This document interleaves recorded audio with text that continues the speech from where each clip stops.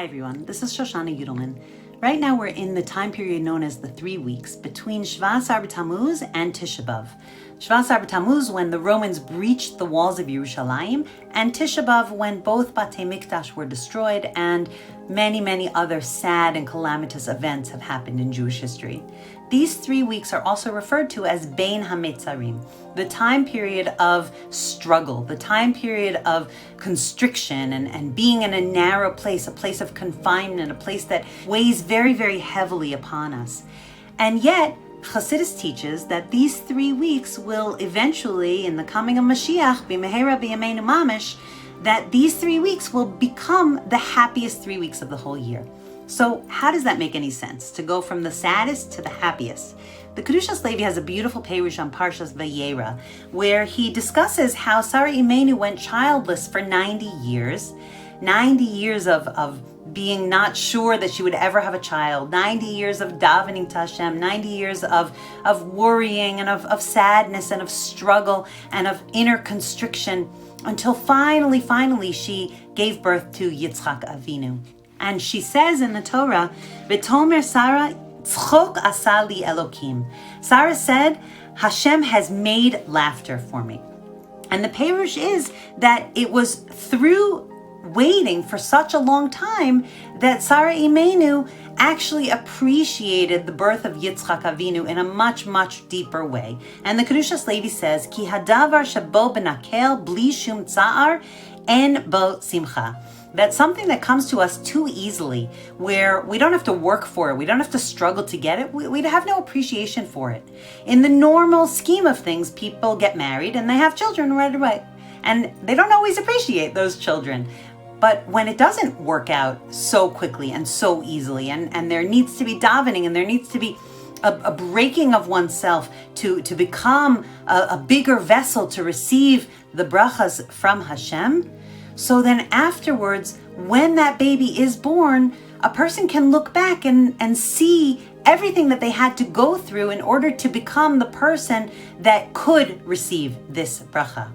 And that's the Perush here, that Sarah Imenu says, "Tzchok asa li Elokim." Elokim is the name that we use for Hashem when we mean the midah of judgment. It felt to her like this was a judgment that was sitting on her, and she didn't understand why. And yet, later on, the Kedushas Levi says, "Shemana mimeni pri bitni," that Sarah Imenu was keilu saying that Hashem blocked her from having the fruits of her womb, ad ata, until now, zman rav, a lot of time.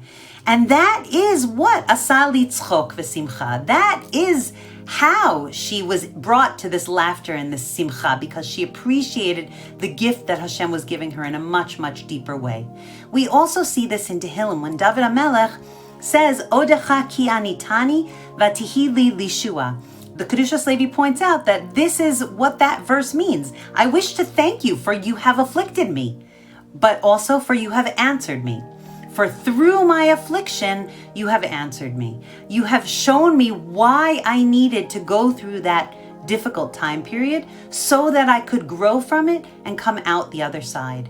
And the Tehillim further continues, Even masu habonim haita l'rosh pina, that the stone, that we know that the shamir worm cut all of the stones. And there's a beautiful midrash that there was one stone that didn't fit in anywhere. And so the builders basically threw it out. They put it on the garbage pile, and that became the Even Ma'asu, the hated stone.